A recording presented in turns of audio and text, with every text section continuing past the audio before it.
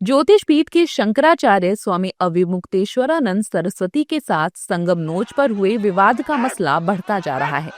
दरअसल हाल ही में प्रयागराज माघ मेला प्राधिकरण ने स्वामी अविमुक्तेश्वरानंद को एक औपचारिक नोटिस जारी कर उनके शंकराचार्य पद के दावे पर स्पष्टीकरण मांगा था। लेकिन इस नोटिस के विरोध में अविमुक्तेश्वरानंद सरस्वती ने सरकार को नोटिस भेजा है, जिसमें सरकार की ओर से 19 जनवरी को आया नोटिस स्वामी अविमुक्तेश्वरानंद की प्रतिष्ठा, सम्मान, गरिमा और उनके आर्थिक स्रोतों को नुकसान पहुंचाने वाला बताया गया है। अब इस पूरे प्रकरण पर राजनीति भी हो रही है। विपक्ष सरकार को साधु संतों के अपमान वाली सरकार बता रहा है। अरे अधिकारियों को अधिकार है कि एक शंकराचार्य जी से पूछें। ये तो सनातन धर्म का सबसे बड़ा अपमान है।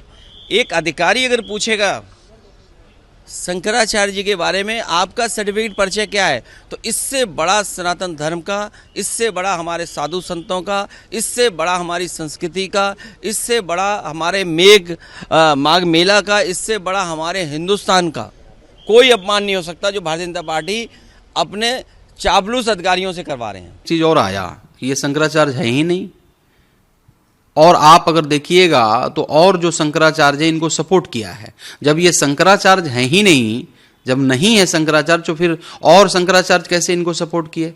दूसरी बात कि इन साधु संतों के साथ में जो व्यवहार हुआ पूरा दुनिया देखा, भारत के साथ साथ पूरा दुनिया देखा।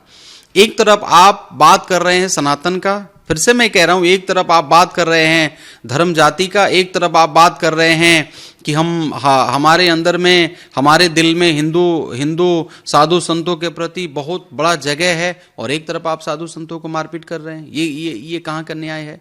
तो देखिए, इन्होंने जो मांग किया है, मुझे लग रहा है कि जो उन लोगों के साथ में हुआ है, इसके ऊपर में केंद्र सरकार को, सुप्रीम कोर्ट को, केंद्र सरकार को, आदरणीय प्रधानमंत्री जी को, आदरणीय गृह मंत्री जी को इमिडिएटली इसका संज्ञान लेना चाहिए, और वहां जितने लोगों ने गलत किया है साधु संतों के साथ में, कड़ा से कड़ा उन लोगों के ऊपर में उनको सजा मिलना चाहिए। देखिए, किसी भी धर्मगुरु के साथ इस तरह अपमान नहीं होना चाहिए।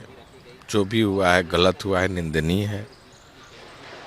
अगर वो जाते स्नान कर कर चले आते हैं तो कोई बहुत बड़ी बात तो हो नहीं जाती। अब तो इस बात का एक बड़ा बहस इस देश में चल पड़ा है कि एक कहने वाले संत ने दूसरे जो एक स्थापित संत है, जिसको शंकराचार्य जी की उपाधि भी है, उनके साथ इस तरह का बर्बरता किया है। निश्चित तौर से यह देश और खासकर धर्म पर विश्वास करने वाले लोग इस बात पर गंभीर चिंता कर रहे हैं। जबकि विपक्ष और अविमुक्तेश्वरानंद सरस्वती को लेकर एनडीए नेता हमलावर हो गए हैं। उनकी माने तो सभी को देश के कानून का पालन करना चाहिए। देखिए, स्वामी जी की छवि को कोई तुम्हें नहीं करना चाहता है। प्रशासन ने बहुत उनसे आग्रह किया कि आप बिना किसी पूर्व सूचना के आ रहे हैं, और अब आप बिल्कुल संगम स्थल पे पहुंच गए हैं। कुछ 100 मीटर का फैसला है, उससे आप पैदल चल लें। शंकराचार्य साहब के शिष्यों अड़ गए इस बात पर कि नहीं, वहां तक रथ जाएगा। और जिस तरीके के करोड़ों लोगों की वहां भीड़ थी, किसी अप्रिय घटना या भगदड़ की आशंका से इनकार नहीं किया जा सकता था। तो प्रशासन ने बहुत आग्रह किया, लेकिन अब उसके बाद अगर कोई हठधर्मिता पर अड़ जाए तो देश का कानून सर्वोपरि होता है साहब। आप कुछ भी हो, पर देश के कानून का तो आपको पालन करना ही होगा। जैसे इस घटना पर पुलिस ने अपना बयान जारी कर चुकी है। बस मैं इतना कहना चाहूँगा कि साधु संत जो है किसी और का मोह नहीं रखते किसी चीज़ का, और होना भी नहीं चाहिए। चूँकि पालकी पर ही चलेंगे, कहाँ चलेंगे, ये सब अलग अलग विषय है लोगों को। लेकिन साधु तो पैदल भी चलते हैं, तपस्या भी करते हैं। उनके ही तपस्या के पद चिन्हों पर समाज चलता है। इसमें कोई विवाद नहीं होना चाहिए।